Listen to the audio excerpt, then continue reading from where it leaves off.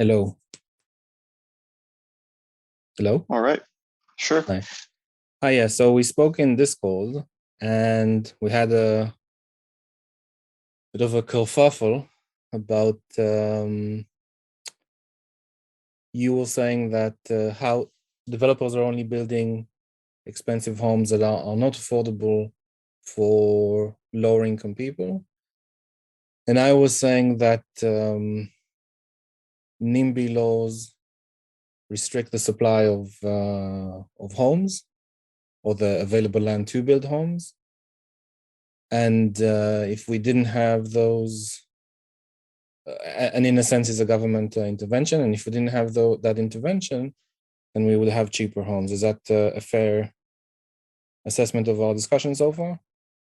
Oh, okay. So I think we can define a couple terms, right? So Okay. NIMBYs, not in my backyards, people who don't want like new development, right? Yes. So in this case, you're taking the position that like the government is taking the position of like the NIMBYs, right? Or they don't want new development. Uh, yeah. This intervention limits the supply of houses. So you're like a YIMBY, right? I Yes, guess. I would be a I, YIMBY. Yes. I'm a YIMBY too. So I think I think we agree on a lot of things that we just have differences on what's causing the problem. Sure. So Can I just add one other layer to this, sure. which is a bit not related to the discussion, but it's an important point. Would you agree that having the price of houses go up in an area increases homelessness? Or there's a connection between the two?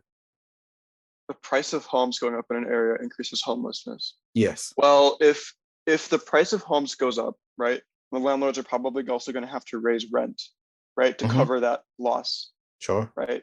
So I think, I mean, best case scenario, the person who's living in that rented apartment has to move somewhere else and gets gentrified, or I guess they just end up homeless. But I mean, there are, I guess, there's probably programs in place like Section 8 housing that would prevent people from like being homeless. Well, there was a study done on this, and there did appear to be. I don't know if it's a causal or correlated relation, but there is some relation between the price of houses going up and homelessness. I mechanistically, like, what would be the reason for that? Whether it's genuine homelessness or Section 8 houses isn't available, or it's issues with That's mental health, possible. but just like Yeah, it's just for argument's sake, if you're happy to, we can agree there's like a light connect, although it doesn't really affect our discussion, but just adding that in there. yeah, I would say that generally, if you were to raise the price of homes, you would see an uptick in homelessness. I think it could be mitigated by things like Section 8 housing, which like pays a large percentage of your rent, which is pretty great. But by the way, why would you need Section 8 housing if there is enough supply of affordable houses? Well, Section 8 is to pay homes that the tenant can't pay, right? So if housing was more affordable, right, then we probably wouldn't see as many people applying for Section 8 or receiving Section 8 vouchers. So yeah, I guess what you're saying, like Is if just so I'm clear, if housing is more affordable, then yeah, people would be on Section 8 less. is Section 8 paying money to existing houses, or is it specific houses that the council or government made? It's something that you have to qualify to get into, Uh-huh. right? So I guess it says here, we can go to eligibility.com. It says, in general, the applicant must be 18 years older, US No, citizen. sorry, I didn't mean that. I mean, is Section 8 houses like what New York has, where they built like, these large housing complexes specifically designed for poorer people? Or is it Section 8, you can rent anywhere and the government will pay for it? I'm not sure about anywhere, but it's not public housing. Public housing is not Section 8. Section 8 is just paying a percentage of your rent at an existing apartment or home that's owned by a landlord. Okay, go ahead then. Yeah, so I think the existence of those government programs are really good because I guess allow people to stay or renters to stay, right? Which is something that we want, right? It's better for economic mobility for people to generally stay in one place. At what cost But is this? At what cost I is this guess, Section 8? huh? At what cost is this Section 8? Section 8 is probably through taxes, just like any other program would be. So if you can, you're taxing other people so that people can live in more cheaply in particular houses in that. I'm assuming in that particular city, that particular area, right? You're taxing other people in the area so that people who can't afford to live can live a bit more easily. 1 minute. You're distributing money from people in the city to poorer people in the city. If those poor people can't afford to, live in their rented apartment and their alternative is homelessness, I would say that like Section 8 is probably a good thing, right? Yeah, it should be funded No, through I'm not. taxes. I'm Right? not. It I'm should not. be it should be funded through taxes, and it should be funded I by didn't those who have the moralize it. ability to pay taxes. I didn't Oh, okay. moral. Well, if I didn't moralize it. I just wanted to know what the cost was.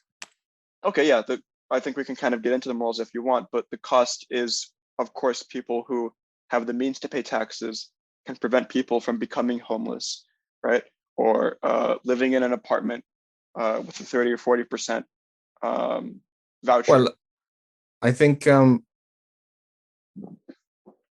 I guess those taxes are broad, like those taxes that people pay for also pay for the roads, for the schools, for the hospitals, there's a broad range of different things Well, that it's all they pay through the for. housing and urban development, right? So it's also kind of contingent on how much the government decides to give to HUD, and it's also contingent on how much HUD decides to give to local housing authorities.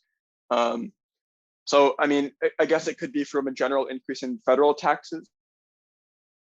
Well, so if it's America specifically, then I would say that there is a tend to overspend in that the national and state on the federal and state level, sorry, and it's easier to overspend than increase taxes, or which is a politically undesirable thing.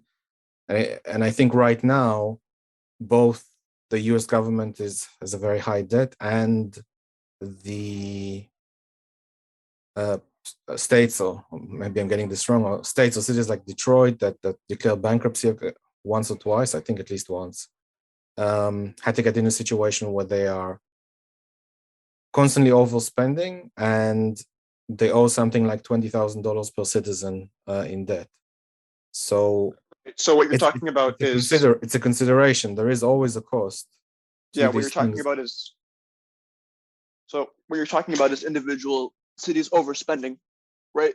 But we already agreed that sorry, there's something under my desk. We already agreed that all these funds are distributed through the Fed, right? Which is not the Fed, but like the federal government, right? Or Which HUD. also owes money. Sure. What okay, so to some degree I can say that, taken to the extreme, it's not a good idea, or not even a moral idea, to destroy a country for these programs. Okay, so I guess we're kind of getting into destroying the country. That's No, sorry, but let's I would back say up. kind of a stretch. Let's Let's back up. Yeah, I think we can kind of talk about opportunity costs when it comes to investment, right? Like, I guess I would ask you the question, do you think it's economically viable to have more homeless people or to have more housed people in a society? I would think it's economically viable to supply, have a supply of affordable houses for people who are on lower income. Right. Yeah. I would say that home ownership, not even home ownership, just having the ability to rent, right? Or having like a place to exist, would also make it much easier to get a job. It would make it much easier to, I think there were some studies done on addiction and how being in a home, being in a physical space could actually like reduce the amount of people who could be addicted to something, sure, or a substance, right? Seems I about think right. I think the benefits incurred by like having less homelessness are outweigh some of the negative economic costs, because let's say if homeowners are on Section 8 for like a determined amount of time, right? Those homeowners or those renters can eventually get off of Section 8 into independence and contribute more to the economy, Why right? would they get off Section 8? Uh, I think we can. I don't know. I don't know if you actually believe this, but I think that like as people like are on Section 8 and can get a job, Mhm. that they're no longer eligible for Section 8, right? So why would I they can get look why this would up. they I get a can look job this up. then? Yeah.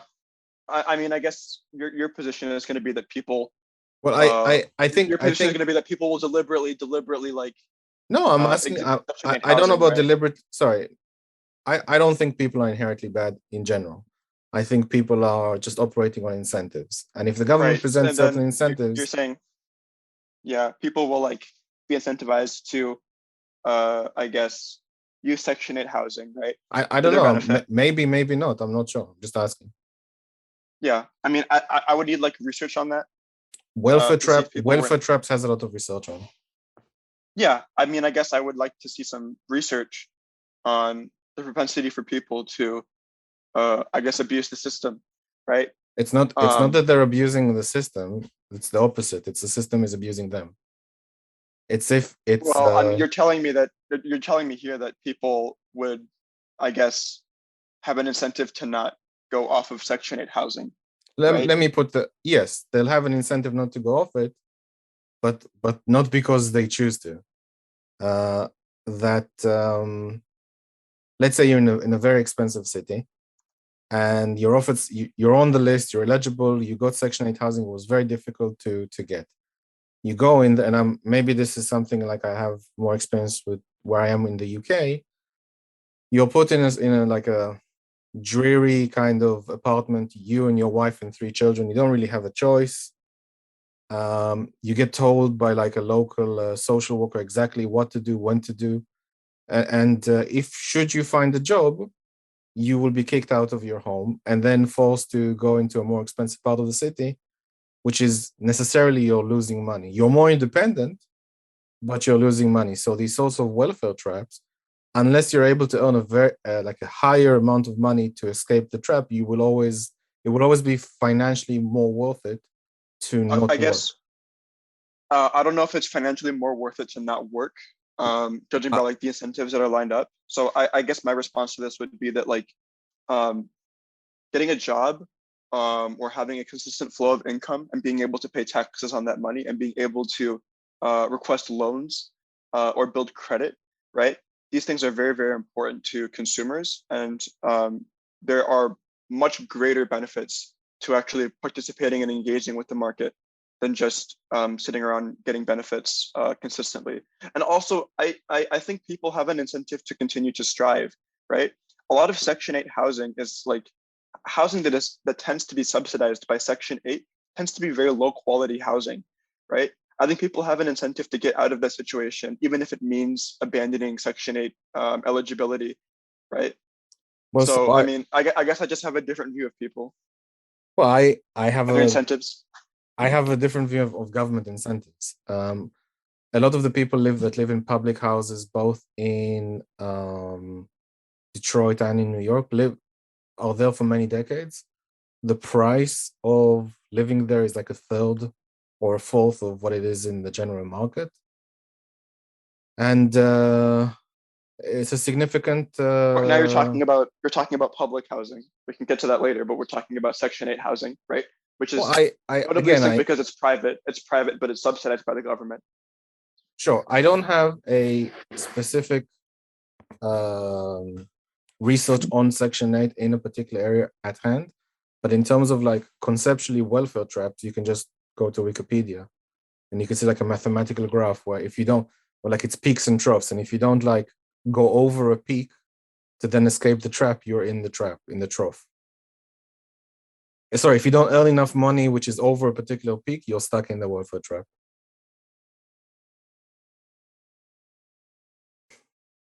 Okay. I'm just gonna read through this like really quickly. Sure, look at the graphs.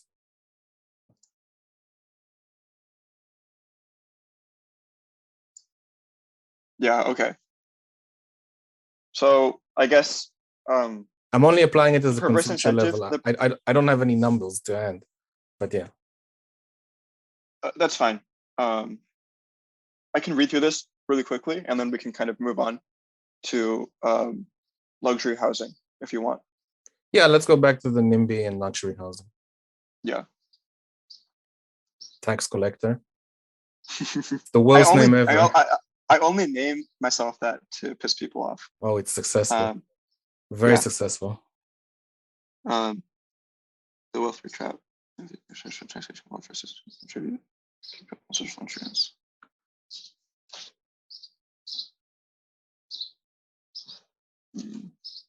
No significant increase in total income. Oh, okay.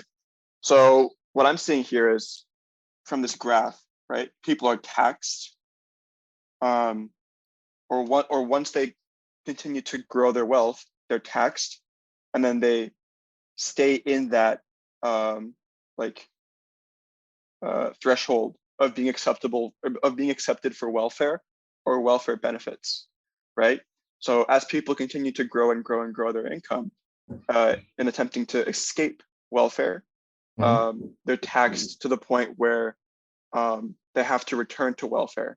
And then eventually a perverse incentive is created to continue to exist in welfare because I guess the attempts to continue to grow wealth are futile, right?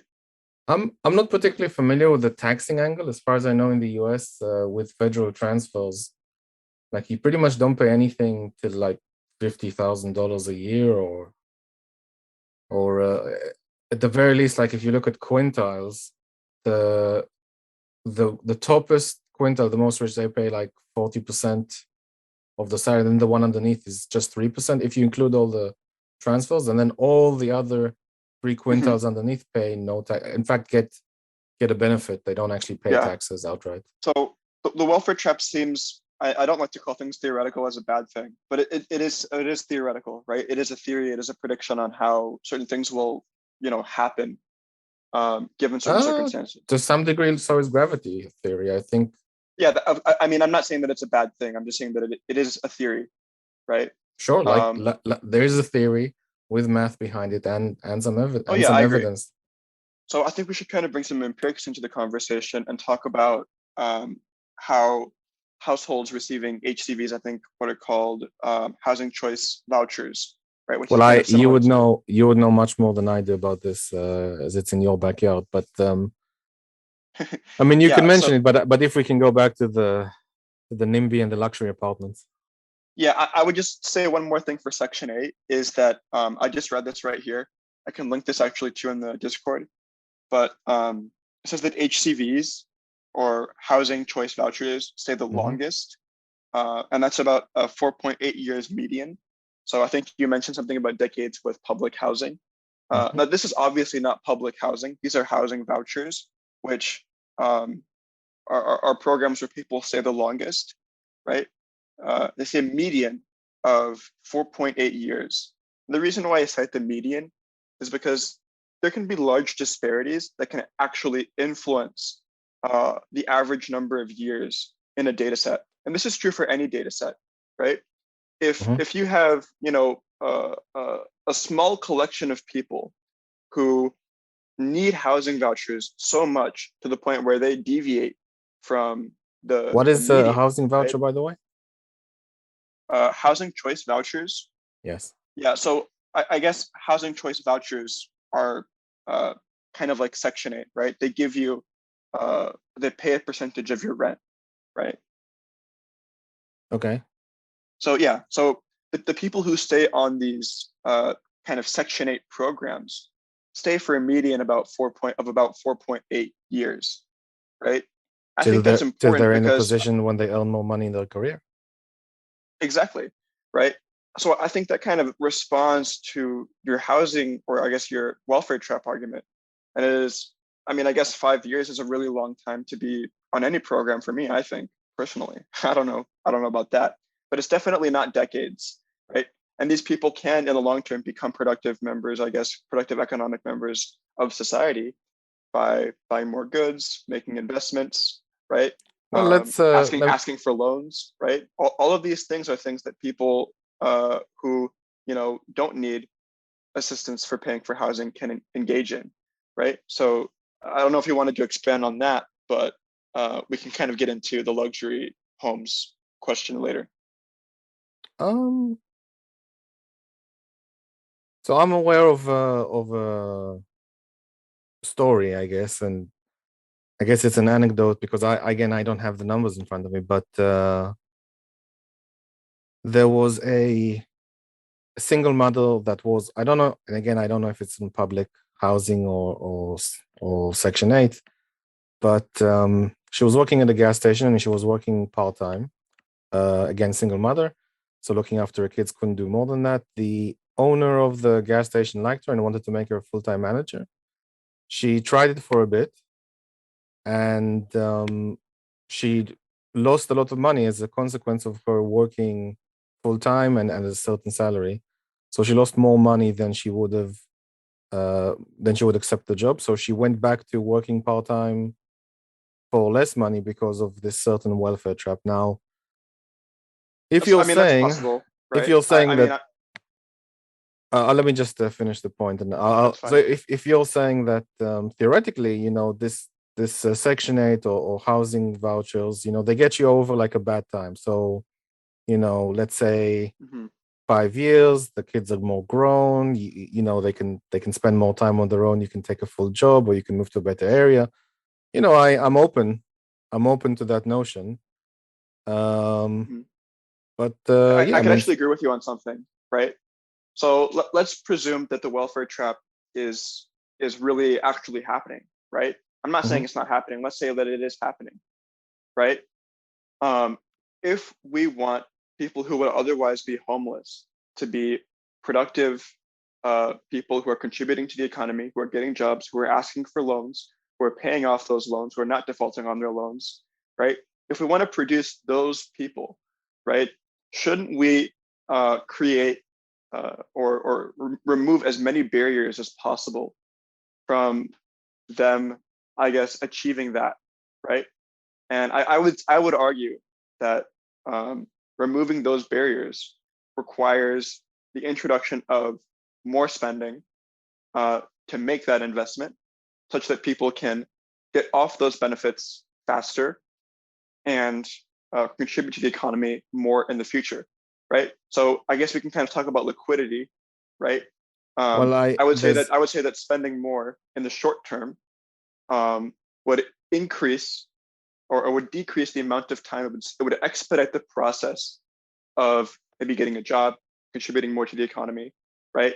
So I would say that spending more in that circumstance would actually be the option, right? If the welfare trap is real, as you say it is. so I would say this.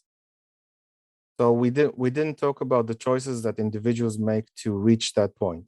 Um, i- if like they made, if like they had a potential in front of them and they made bad choices and they reached a particular point, then it isn't necessarily the case that they didn't start like we need to enable them to start off like at zero. Sorry, let me rephrase. I don't really care. I'm gonna. I don't want to stop you too much, but I don't Yeah. really care too much about people's personal choices when we're talking about rational economic decisions. I think that we should assume that most people are rational, just so we can get that out of the way, and then Okay. approach policy through that standpoint, right? Obviously, Right. they're going to be people. They're going to be people who make poor decisions. I don't think it's necessarily the government's job to help people after they make poor decisions. But I also believe in this more objective view of the economy, where we account for not like people's individual bad choices, but we can, I guess, um, move forward from there. I don't think that most people are making the same bad choices. So, for example, like, I guess this is kind of about systemic racism, right? I Well, think it's I highly if unlikely. if you can Yeah. spare me the demonetizing subject. Oh, okay. Yeah, that's fine. I just think like, um, yeah, I don't believe in like analyzing people's decisions. I think that's more of a question for psychologists Oh, okay. to So answer, sorry, it's right? not it's more the point of like if they started that way or if they eventually led that way. Now we in terms of the concept of justice, but in terms of like helping people who need the help. So we are saying that this person, let's take the example in the gas station. She didn't have her parents to help her. She didn't have a community to help her. She didn't have any mutual aid society to help her. She didn't have like a list of many different things, or maybe she did, but the government help was more easier to take. And then she went on this path where she's now stuck in a sort of welfare trap, arguably. Now, technically, I would say this: if you take the concept that people make more money as they get older in general, so they start off on minimum wage, they earn a set of skills, they get more experience, they get more talented, or like they develop their talent in a particular something, and over time they earn more and more money till the stage where they reach retirement, and then they stop working, or the savings that they have in retirement are significant. And you could say that these vouchers, help you get from not earning enough money to earn enough money. So let's say the lady had, Or they can, yeah. lady Given had the right funding, they can, yeah. so 4.8 years. Now she has 4 years experience as a manager. The kids are more grown up, so she can, not spend as much time with them as she did. And this Section 8 houses took her from point X to a logical point where she's now earning more money, just simply because life happens, and then she can get off it. Is that more or less what we're saying? Yeah, and I guess if I would kind of add to that, like if she gets caught in this welfare trap, right, or she has to go back into welfare, right, it probably indicates that the welfare did not assist enough in probably making people more independent, right? I guess that's what I would argue. Well, Right? the welfare Is trap that, in and of itself is a thing. Like, you're saying the yeah, I welfare mean trap that's isn't fine, high enough, then she couldn't escape it either. right? I guess I'm not asking for the threshold for welfare to be like higher, right? I'm asking for more benefits to be received by people who were not initially helped by that welfare, so that they can accelerate or expedite the process of creating those more productive members of an economic society, right? And So I guess that's what I would argue. what would you object to those benefits coming from non-profits, for example? I don't think nonprofits have the amount of. I think nonprofits are also kind of like incentive driven a little bit, Okay. right? I also think that I don't think nonprofits have the resources necessary to like pay these people, right? Or pay um, large swaths of landlords, right? Um, it's But also important to have this non-profits. institutionalized. It's also important to have this institutionalized, right? Because if I guess I'm kind of like working with this now because you're talking about nonprofits paying this. I don't know of a single nonprofit that actually wants to do this, but yeah, I just don't see the incentives being there for nonprofits to engage in that. I mean, this is kind of a question that would need to be answered through research too. Okay, I don't know if you have I that have on you, some but research. Yeah, yeah, so nonprofits wanting to pay people's rent. non-profits have a variety of different ways of getting people out of poverty. They're Well, sure. particularly I more guess we're success. talking about this specific issue, right? Well, It's subsidizing rent. I appreciate that poverty will include not being able to pay your rent. Yeah, that's Non-profits true. in, But I'm talking about like, yeah, I guess the conversation is about the inability to pay rent, right? uh, uh, Poverty generally, I guess, is okay if you're talking about things like charity. mhm. Um, I don't know if charity contributes nearly as much to the decline of poverty as much as like social programs. So I would say this. First of all, I would say that the incentives that the non-profits have incentives is superior to the government who does not. So I would hold on, I totally reject the government not hold having on. incentives. That's Hold, fine. Yeah, they don't have economic incentives at the very they least. do. They They have do. political incentives. No, it's not just political. But go ahead. Okay, so I would say that clearly, when it comes to raising money, non-profits have an incentives to deliver on what they promised, whereas the government may not. Yes, they do. You just said it was political, right? That's all. That's already an incentive to deliver on what you promise. Okay, let me just finish my point, so I'll explain it what I mean. So because non-profits have an incentive to the people who pay them money to deliver on what they want, there is an incentive on efficiency with the money and efficiency on the result at the very least. Who's paying them the money? The people who contribute to the non-profit. Why are the people contributing to the nonprofit? Because they want it aligns with their values. Because they want to? Yeah. Okay, so you're kind of running into a roadblock, right? Why? Because you're assuming that people would want to invest in this nonprofit. Yes. Well, they donate to the nonprofit. Yeah, exactly. So it's donation based. Yes, that's what it is. Right. Okay. So you're expecting the goodwill of the people to, I guess, contribute to everybody else, right? Yep. Or the rest of society, right? Correct. Okay. Yeah. Now, I mean, bearing in mind.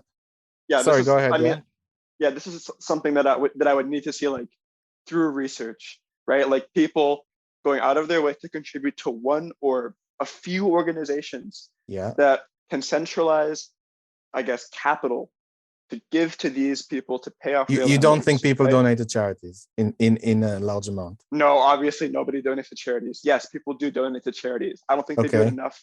I don't think they do it enough. Well, I don't think they do it enough to cover all of these shortfalls that tenants are experiencing. So no, yeah, I don't think they do enough. Not in the context of this conversation. I would say firstly that a few things. Actually, the amount that Americans contribute to charity is very, very high. It's significant. In addition to it being very high, it is also. How many Americans pay taxes though? I mean, compare that. Well, that's a very good indicator, though. You have. So if you take it like this, right? So let's take pre-pandemic numbers, because otherwise it will just look funny. Let's say spending on government spending was something like 37% of GDP. And let's say compared to Europe, the average around Europe is 45. But private spending for social causes was 12.6% of GDP. So if you put that together, it's even more than what Europe is paying on spending in total. And in addition, there's a few more layers to it. Charities and nonprofits are more efficient with the money that they collect, significantly more efficient. So, for example, there was a study that was done, and specifically in the area of welfare public versus private, and from this study, when the government taxes the economy for the purposes of welfare, it's roughly keeps 70% to itself in terms of administration. Sorry, it doesn't like keep like holds it, but like it pays for administration and bureaucracy and things of that. Okay. Yeah. And I mean, I guess. And hold on, and that 30% doesn't. Only 30% of that does reach the welfare recipient, whereas on charities it's the reverse. On charities, it's roughly between 65 to 75% arrives to the recipient. So roughly it's 30% is lost on lost in quotations on administration and infrastructure, and doesn't end up to the recipient.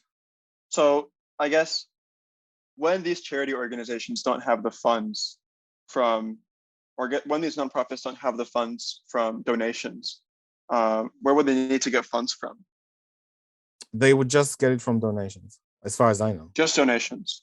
Donations. So if the donations fail, right? If the donations fail, or people just decide to stop donating, right? Then everybody else is like fucked, right? Or you can go to a competitor of that charity that does something similar. The charity doesn't have an incentive to compete because it's only run on donations. It has an incentive to be efficient with those donations. Why? They're not turning. Otherwise, they won't. Otherwise, they won't get any more because they're doing a bad job. Who they're paying rent for. Yes, but otherwise, yes, they don't have the people that receive them at the very least. They don't have incentive So let's take the government, for example. The government does not have an incentive to be efficient with people's money because it could just get more, borrow more, print more. And it doesn't have an incentive Okay, to that's help. actually so wrong, but okay. And it doesn't have The any. government does not just the Hold government does on. not just print money, right? It has several ways of getting money, and obviously, in reality, it doesn't have an incentive. In practice, isn't efficient with the money it collects for welfare.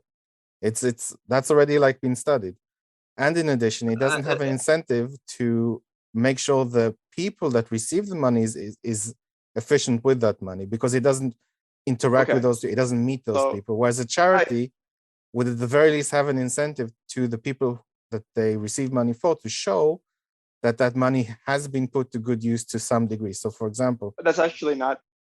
for example, charities can say in the case of poverty, the charities that I've looked for, there was a charity that was responsible, that was aiming for alleviating entire families from poverty out of poverty, and they were 3 times more efficient at it. Okay, like I guess my question to you than the is, government was. sure. I guess my question to you is, this is Yes. kind of a thought experiment, right? So I'm going to ask you like a series of yes or no questions and see how this follows, right? Does the government have an incentive? Depends on it, yeah. Oh, that's fine. We can talk about that. But does the government have an incentive to increase people's personal incomes? I don't see what if it's a connection to voting or something. No, it's not. It's not related to voting. Do you think they have an incentive to increase people's incomes?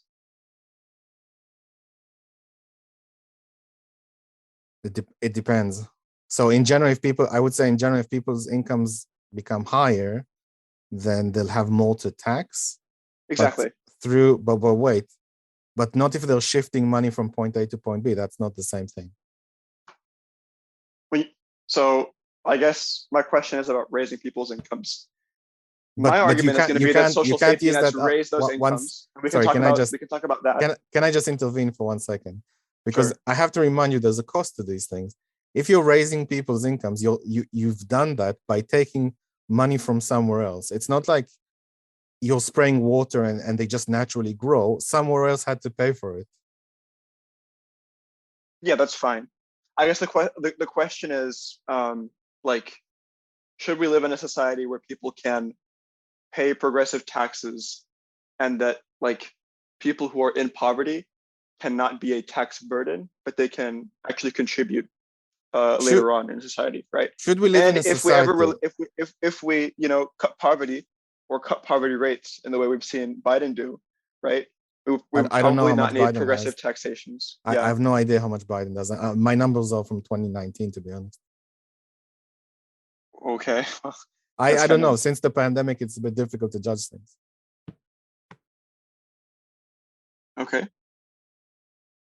So I would say your argument here is, I guess I would say that your argument here is that the government doesn't have an incentive to create social safety nets that would increase people's incomes, and therefore the government doesn't have an incentive to collect more in taxes. No, I specifically in terms of they don't have an incentive to be efficient with it. So they do have a political incentive to win votes through it, sure, certainly. But once they collect the money to be efficient with that money, they don't have that. They have a political incentive, not an economic one. I don't think the political incentive exists, and I'll tell you why. Right? Okay. And this is probably not going to be like a very data-based argument, but sure. I don't think people like the idea of getting free things, right? You don't think so? No, I think that most people, I think this is why the Republican Party is constantly battling with the Democratic Party, despite the Democratic Party providing way more in terms of social safety nets. The Republican Party provides the idea of like personal liberty, personal freedom. No, wait, people find that very appealing.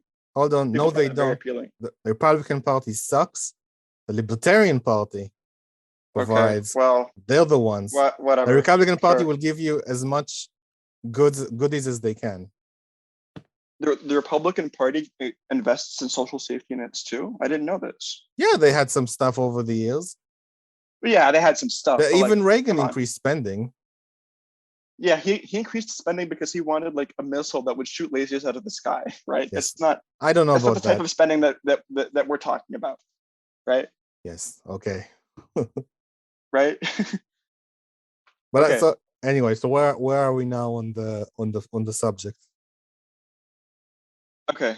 I guess an argument for like government spending being qualitatively different is that people have power over how this money is spent.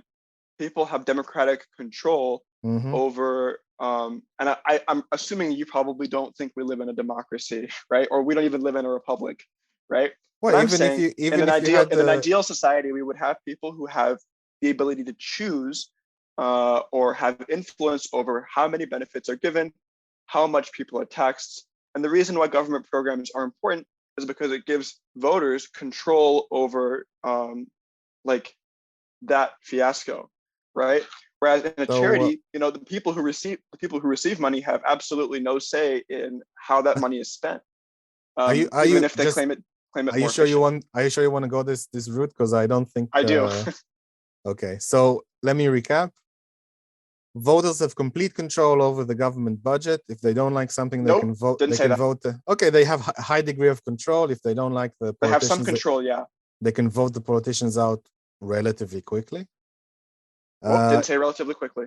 They can vote the politicians out 4 years later. It And depends where you are. Sometimes some local politicians have 6-year terms. oh wow, okay. And Wait, is that true? when it's market-based charities, you know, when they say, look, this is what our charity provides, this is our success record, and this is what we do. Here are some example families that we've managed to help. The people who donate money have no control at all. They give the money, and it's that's it. Like they have Yeah, no well, control over yeah. where the money went. Well, yeah, because charities are not governments, right? They're Sure, not like they're not. Thank God, they're run by board members. they're run by charity They're run by organizers, shareholders in the charity. shareholders, eh? Yes, Okay. that's why the college board is called the college board. It's a board of shareholders. It's a nonprofit, but it's a board of shareholders, just like Yeah, the okay, but NRA. I'm talking. I think you're talking about large charities that have board members to secure that money isn't being wasted because it's a significant amount. Well, the only successful charity that would exist would be a large charity when you're talking about things like subsidizing housing. So yeah, I am talking about board members. I am talking about people who have bought seats, have bought chairs in these meetings, right? I don't think it's the same kind of shareholders that you're thinking of. I'm aware that Well, there are board, let's say I'm they're aware that there are board stakeholders, members right? just because Let's say they're stakeholders, right? Let's say that they're employees of the company. Let's say they're employees of the charity, right? Those employees have an economic incentive to increase their wages, right? Board members have incentives to not only be productive with the charities, but also increase their wages, right? There are some a lot charities that I think are a really lot a good. lot I think, a lot of the yeah, board members don't get paid for their work there. yeah, a lot of them don't. A lot of them don't get paid for their work, but obviously they're like And when we're incredibly talking wealthy because they're about board wages, we're members. talking about people inside the charity itself. Yeah, okay, that's fine. I'm just saying that the incentives don't line up, right? If you're talking about a government, an established government with a Okay, democracy, why? right? Those So people have sorry, collective sorry, control sorry. over how those funds are redistributed to some extent, right? What do you mean those Especially on a local level, What do you mean those incentives don't line up? because the people who receive, I'm assuming we're talking about a capitalist charity organization, right? The people who receive, It's a non-profit. yeah, a capitalist nonprofit organization, right? Sure. The people who receive those funds, the people who receive, I guess, those subsidies, Yep. would not have control unless they, unless somehow they're both a board member and somebody who would be eligible to receive benefits. Those people don't have control over how those funds are redistributed. The people who receive it, no, they don't have control. Yeah. Okay. So I guess I would like a society where people have neither some does the sort of people control over how the funds are redistributed. Neither does the recipients of welfare have any control over how much and when, and they have to qualify for that. That's not a degree of control. They can vote for elected officials, local elected officials They can vote for people who are, I guess, they can vote for individuals in HUD, right? Not they can't vote for individuals in HUD, Okay, but they can vote for local. They can vote for like local housing authorities that right. can So actually, yeah, they can actually redistribute funds, so right? let's so you think that people who can vote have an influence over the funds that they get from the government. So the more that they They have vote some, yeah, to they have screw some over those control. those rich people, yeah, and give them squeeze them for as much money as possible, right? Fuck them completely, then yeah, they'll I do it. I don't I'm not like a crazy like left wing socialist person, Oh, right? I don't like hate rich people. I just think but that people should just have some soak control them as over, much as yeah, possible, yeah, yeah. I think people have, till I they think leave people the should state. have as much control. I think people should have as much control Yeah. over, I guess, the funds that are distributed as possible, right? And I also Okay, don't so believe in this idea. Wait a minute, and this is the second argument, which I think is the strongest argument. I also uh-huh. don't believe in the idea of like hoping and preying on people's goodwills to donate to these nonprofit organizations, because I think it's an inconsistent source of revenue and it's not going to create the long-term effects that we actually want to see, right? I think taxation, and you probably think taxation is theft. Yeah, I think taxation is a much better way of redistributing these funds, right? So you're happy to use force to take money from some people, Now we're getting into taxation as theft, which but is, it's let's we let's can do just argue that, that but let's just argue that that's it's a different argument. let's just argue that it's force rather than because it's the difference here. You're Yeah, happy it's to use theft. force Fuck it. rather than voluntary It's contributions. force. It's force. It's force, and it's theft. Fuck it. Yep. True. Giga So Chad. so yes, we're happy to use force rather than voluntary contributions because we believe it's not Yep. because you True. believe it's not enough money. Even though I've just said it's a significant amount of money, that is used Well, significantly more efficiently. you're assuming that the nonprofit organization is successful. Well, yeah, they otherwise they'd shut down. People won't pay them money. Exactly. Right. Okay. That pay But someone yeah, else who is I mean, successful. I guess your big different. The big difference for you here is you don't disagree with the idea of subsidized housing. You would be okay with private companies subsidizing housing. I guess the divide I here would comes be from, okay with charities who have a provable way of uh, promoting my values and the causes that I hold dear. And if they can show me that they are 3 times more effective at lifting families out of, for example, families out of poverty than the government, then I would be happy to donate some money to them, that's great. assuming I Yeah, have any after tax. yeah, that's great, right? But I guess expecting people or expecting like people to look Your out for own each other is country not great. is in particular charitable. I mean, I just think it's funny that a lot of capitalists argue that people are inherently tribal or that people are inherently like kind of selfish, right? And then on the other hand, they turn around and say that people will inherently volunteer to charities, right? I am selfish, and I these things violate And you my do value. expect people, These things you do violate expect, my. Let me explain. These things yeah, violate my value, and I would like to see my value more in the world, and I'm willing to pay for it. Like so, for example, if I have some money to spare because I'm not taxed through the nose, then yeah, why not? For example, that's in my great. local town, if I want to like contribute to something against homelessness, sure, why not? If I have the money. That's great. Yeah, I don't disagree with any of that. Right, I actually agree with a lot of that. I don't like using the phrase "don't disagree." It's a double negative. But Sure. I guess my I guess my concern kind of comes from this idea that like charity can replace the government. Yeah, the government I, shouldn't be doing these things except yeah, for protecting our rights. yeah. So I think the divide here doesn't come from the idea of But subsidized look, okay, housing. so It seems like, let's wait just a minute, can I? I'm about to identify the fundamental divide in this conversation. The sure go for fundamental it. divide is that you believe that taxation is theft or that taxation is coercive, right? Yep. And my response is I don't care about those things. We both agree that like programs, or I guess organizations funding or paying a percentage of people's rent is good. You just want that to be done by private organizations. And I think it should be done by public organizations. The two reasons I cite is because, one, this is the affirmative position. Public organizations are more democratic. And two, I don't believe that people out of the goodwill of their hearts will donate to charities in the way that you say you would, right? So I guess those are the two kind of major concerns that I have with your position. And that's why Okay. I think, So the so government should be more involved in that. I would say this. I would say I've objectively proven, at least for the Objectively, who? at least for the case in the American, that charities, people are charitable in the United States, and I think it's a well-known thing. I do have a study that says that charities are more effective with that money once they accept. Now let's go for the issue of control. Obviously, people paying into charities are voting with their dollars. Yeah, well, come on, voting with your dollar. That's not really like a democracy. That's just kind of like plutocracy, right? No, it's Also, not. also It's not. people, yeah, Hold on. people Let me voting let with me their let me dollars. It's let like, me finish my train of thought because it's a bit difficult. So I would say that people who donate into these charities, or even, if you have a relative that has financial issues and you're able to help them out, then people will do that because it's their family or because it's someone in their community and they're close to them. Someone it's just something to help out, and there is that human connection where it's like, I am part okay, of society.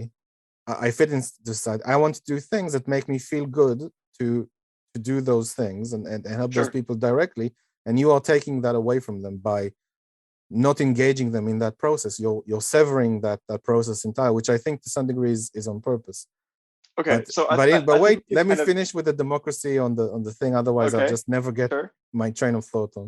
that's fine. So I don't think that voting is significant here. You essentially have two candidates. Yeah. Sure, The you Typically or there'll be more. a number of people who would vote for them anyway. There'll be a number of people who don't vote. There'll be a number of people who vote for some person anyway. There'll be a number of people who vote for the other person anyway. There'll be some swing votes that the politicians will try to target by identifying interest groups and addressing those particular groups. I can give an example if you'd like. And it happens once every 2 years, let's say locally, or once every 4 years federally. And in addition, the people working at those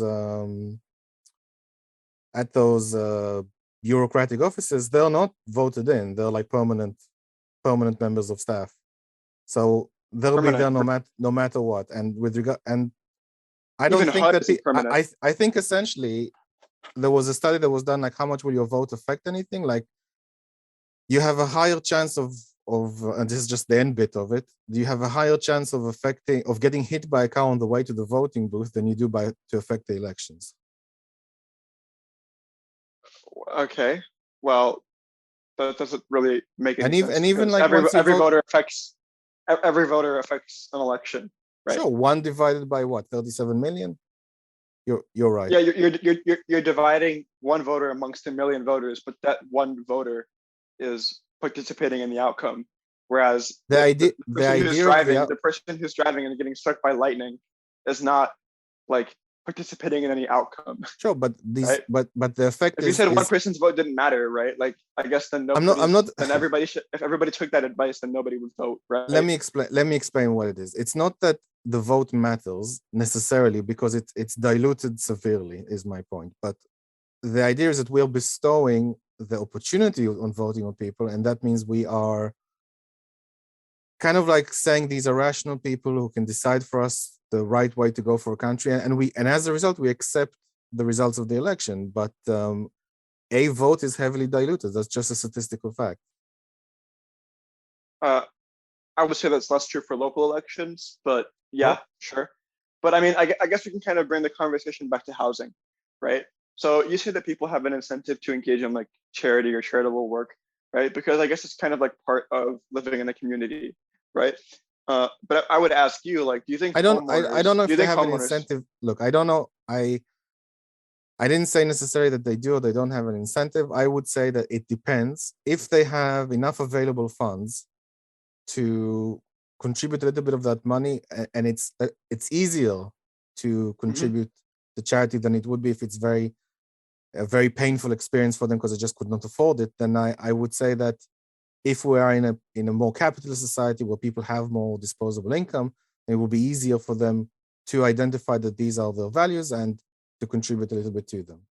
Okay, great. So I guess you can say that people will contribute when they have the opportunities to. That's So fine, right? Do you think homeowners which are the people who probably contribute the most to charity, right? Homeowners. Do you think homeowners have an incentive to, or not an incentive to, but do you think homeowners would donate to these nonprofit organizations that would pay people's rents, right? Do you think homeowners would like people who can't pay rents to stay in those apartments? I don't think that's really how it works. Like if you would Well, vote, if you I'm would talking pay, to you about NIMBYs, right? A NIMBY is a homeowner. Let's be honest here, right? If you're a okay, homeowner, you're a fucking NIMBY, right? That's true, right?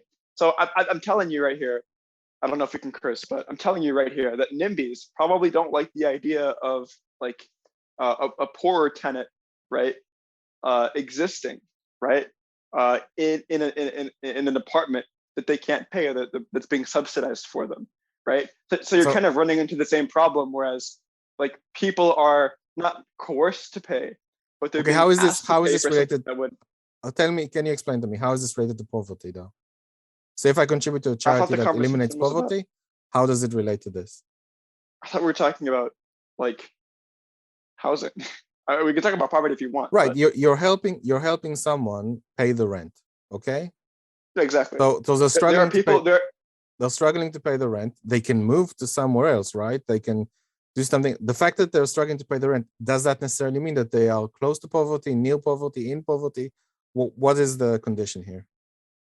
Well, I guess there would be people who would have otherwise qualified for Section 8, but now I guess in your ideal society, Section 8 has been abolished, and they now have to use Well, a nonprofit.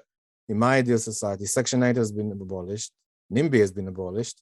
We're building affordable houses, like Elon Musk is living in a $50,000 home that Uh, was made in a factory and was like built like then and there on his property. If you can, make cheap affordable well, housing, there's no discussion anymore. okay, so I guess there's more empirical. I guess it's more likely for the government to incentivize, and we can get into the now we can get into the luxury housing conversation, which is something I really wanted to get into. I don't think we're But gonna have enough I time guess now. now the best option here, I think, is I don't think we're gonna have enough time now because it's been a while. But go on, do it quickly. okay. Well, we can continue if you want, but like, yeah, So I guess just accelerate the pace. Sorry. yeah, because housing for or I guess because demand for luxury housing has Mm-hmm. risen so much, Yep. that demand from affordable housing has been skewed to luxury housing, right? And because it's been skewed, developers are not building affordable homes because luxury homes are more in demand, right? So So the next I step is to incentivize the next step is to incentivize affordable building, um, right? so Or I would say this. subsidizing these developers I, to produce more affordable homes. okay, so I would say this. I don't think it is the case that there is a higher demand for luxury houses. I think there is a lack of supply That for you're just wrong. alternatives. Well, I I that's what think you're I just wrong about that. that's what I think. So obviously there's some demand for luxury houses, but if there are no alternatives, then luxury houses. So for example, if you're in a city where 30% of it is like public houses, and any other space you're allowed to build on, you can definitely build luxury homes and someone will buy it. Then you'll build luxury homes to make as much money as possible. But if, for example, they're building luxury homes and that's been saturated and you have a wide variety of more things to build, people will build cheaper homes that just make it more economical. And as I already mentioned in our Discord conversation, there are always companies that can deal with people who don't have enough money, and they're very rich from doing so. For example, Walmart. So if there was an option to build affordable Yeah, houses, well, people would you're choose to do talking so. about. Yeah, well, the reason why Walmart makes a lot of money is because they produce their products for even cheaper, and then they sell them at cheap prices, Sure. right? And you can That's the reason why Walmart is so successful, right? We can talk there's about. sort of a variety of reasons, like they're very good with logistics. They can save money here, and here, and but ultimately, like Yeah, Walmart, for but example. conceptually, that's what makes them But successful, ultimately, for right? example, But yeah, but it's the same effect. Walmart, for example, saves their buyers $2,000 a year on on food, and Sure. Okay. developers can I make don't know if houses. that's related. Developers can make houses more economically, even to some degree. Like they can make like parts of the house are made in a factory and delivered on site, so it's cheap. There's also all sorts of ways of reducing costs and automating and being more productive. Right. Okay. So I guess the reason why there's not much demand for affordable homes, and I think you talked about this, is like you said that like there are no other alternatives for these developers but luxury homes, right? No, Because you're saying that, for buyers, I said. oh, for buyers but luxury homes. Okay. Yes. Okay. Well, I don't see that argument, right? I don't know if that logically follows, because I think we can talk about the empirical evidence of housing being in high demand, right? So, or luxury housing being in high demand. And I can actually post this in the Discord. I posted one paper, but I could post another one. Maybe it's better. Sorry, These are things that have to just be. summarize. These are things that have to be Just empirically. I'm summarize sorry, what but summarize yeah. what the paper says. Okay. These are things that have to be empirically proven, right? So we can talk all day about like, Well, it will be difficult like, to. It will be difficult to empirically causally prove that, but maybe I can also. But yeah, so you're saying there's demand for luxury homes. I'm saying, look, people may or may not want to go into massive amount of debt if they can avoid it. Some people have different tastes. If there's no yeah. other So, option but luxury homes, then people will either, wait a bit longer, save a bit more money and choose. But if they had a luxury home in a decently priced house and they think the decently priced house is very nice, they would choose that. But if there's no options, then that's what they want. That doesn't mean that demand is high. It just means that's the situation. So you're kind of assuming already that like before developers even get involved, right? Demand for affordable homes or a supply of affordable homes is already low. I'm telling you that the share of affordable homes is lower because of this increase in demand for luxury homes. Okay, so we've reached You don't have a an stalemate. explanation. We've Yeah, reached you don't have an I explanation. No, we haven't reached a stalemate. You don't have an explanation for why these homes are not being built. You talked about like government laws preventing developers from building. I looked that up. I don't find any information about laws preventing people from building affordable yeah, homes. it's not laws outright. It's they have to go through a process. They have to do all these. So let's take Those are all California, right? laws, right? Let's take California. You Questions of have NIMBY laws. laws. You have NIMBY laws. You have the council needs to approve certain things, and for them to approve certain things, you need to get a certain number of environmental studies. It can take 10 years. These things drive up the cost of building homes, and certainly I can provide you with examples of how ridiculously difficult it is to build in California, and as a result, that increases the cost of building in it, and as a result, that means why that not why not match those costs with government investment? Why do you even okay? So make it difficult to build homes and ask the government for money. No, because you're saying that the difficulties are raising the costs of homes. And Yeah. I'm telling you that we can have these environmental regulations. We can have these elements of, I guess, making sure that homes are built safely. But we can also It's nothing to do with incentivize. homes built safely. It's just to get approval to build a home. Okay, even then, just to get approval to build a home, right? Yeah. Like at that point, like it's still possible to have government investment and to have What are you talking about, though? these approval Government standards. investment for what? Government investment for what? You told me that it would be more expensive to build on these properties because of these regulations. Yes. And I'm telling you that we should invest in those developers to build on those properties despite the costs. You want something to be infinite costs? I said despite the costs. Did I say infinite costs? Well, despite the cost means it's not price sensitive. No, I'm telling you that it should match. Okay, I should change my language a little bit. It should match the price of building if that price is already high, right? So you want the government to pay so those houses are more affordable. Yeah, so they're built more affordably. Yeah. Okay, so let me just Because right now there's let me summarize quickly. So your position, sorry, you're happy to accept existing laws that make houses limited and more. I don't know about those laws. I haven't Well, looked into those in laws. general, so I've mentioned a few. So, and I can show you several places that say that these kind of things, for example, where in a residential area they're not allowed to build like a second story or third story build, like it Yeah, has to be that's like a. So as a result, you build less homes, less people can live there, but it keeps the prices artificially high, the price of the existing houses. And but your position is you want to restrict the amount of area or land that developers can build. I don't know about that. I actually don't agree. I wouldn't agree with that. No. Well, that's kind of a main point, though. It's not really a main point. I don't believe it in is like a main restricting. Point, to me, at least. Is that why the conversation started? So the restriction of supply is why the demand and the prices are high. Do you understand what I mean? The restriction of supply. Yes. Supply and demand. Earlier, you just told me that the government was putting restrictions on building, right? That's a different question.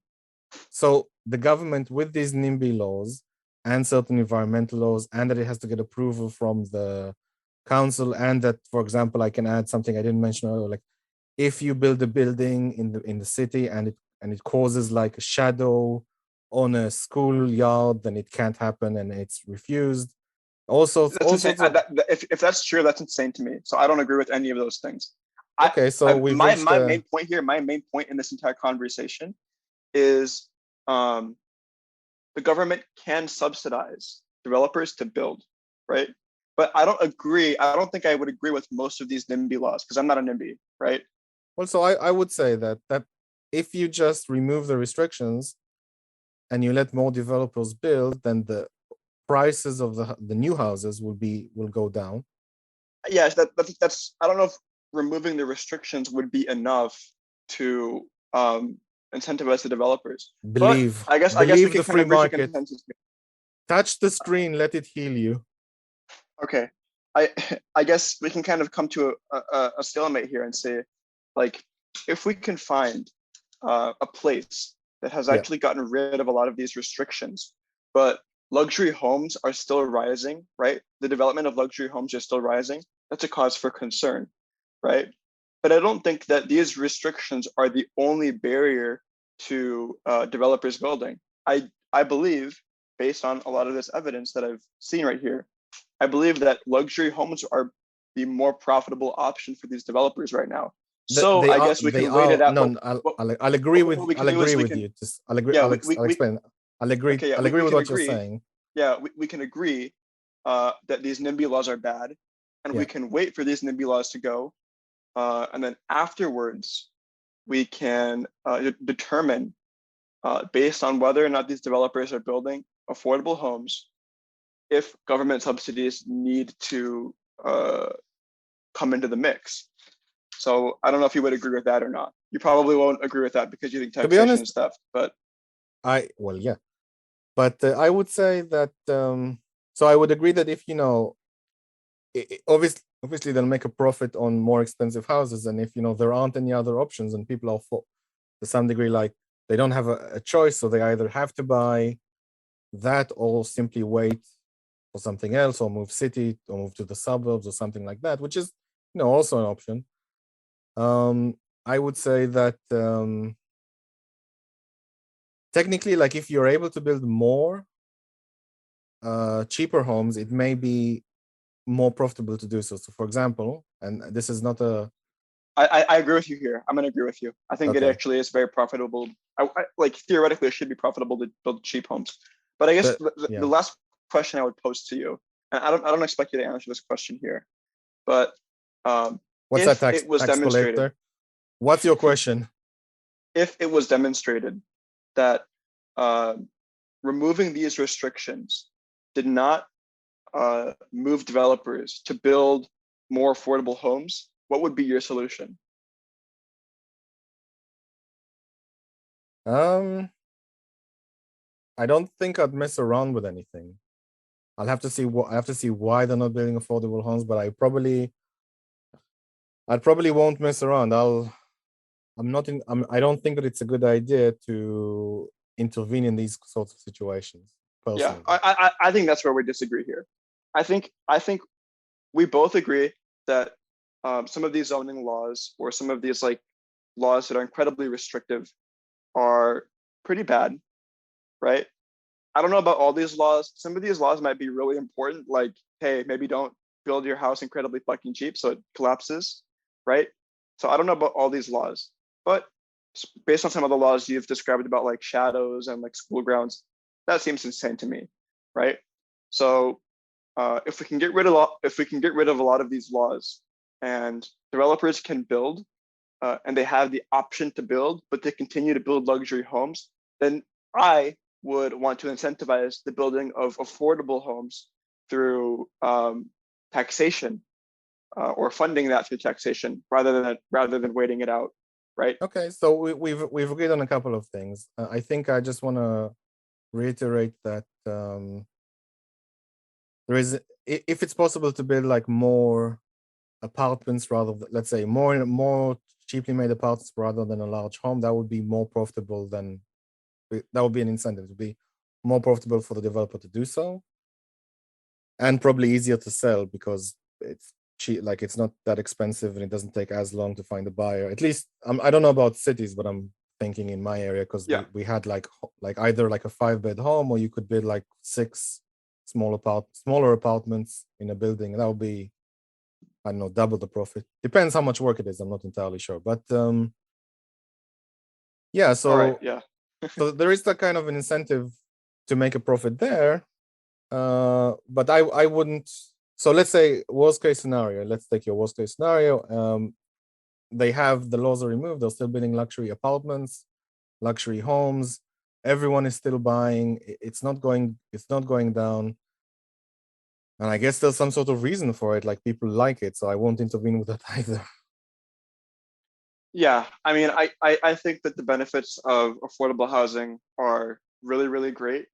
Um, I think that more housed people who have the ability to buy homes more, are probably going to be people that are sending their kids to good schools, are probably going to be people who are paying more in taxes, are probably going to be people who are engaging with markets more, they buy more products. That's why I think affordable homes are really important. That's why I'm a YIMBY, right?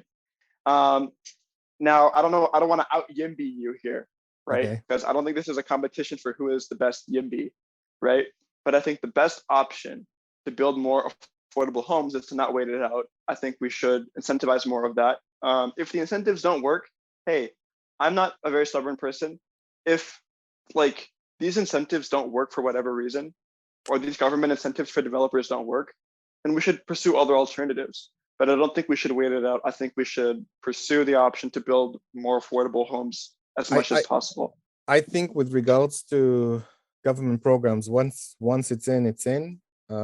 If you try to cut back on it, like I've seen done in New York, it will just, the houses will get depreciated over time, and then at some point, like people will complain that they're now tenements, and now you have to spend all the money you didn't spend before to go back to and Well, help it's not a those people. program, right? It's just a subsidy for developers. It's not really a Well, program. I'm just saying, like, once these programs start or policies start in general, they tend to be written in stone and never be removed. So just be aware of that. Okay. Um, I mean, we've been talking for a long time. I obviously don't believe that it's written in stone. Well, Especially when it comes to things like, especially when it comes to things that are so local as like housing, right? I think people have a lot more control over what happens in their district or what happens in their city. But uh, I think you mentioned that it was a long time, so yeah, we can okay. kind of, I've got yeah, to go, but yeah. thank you for the chat. Tax All right, collector. all right, bye. Okay, bye bye.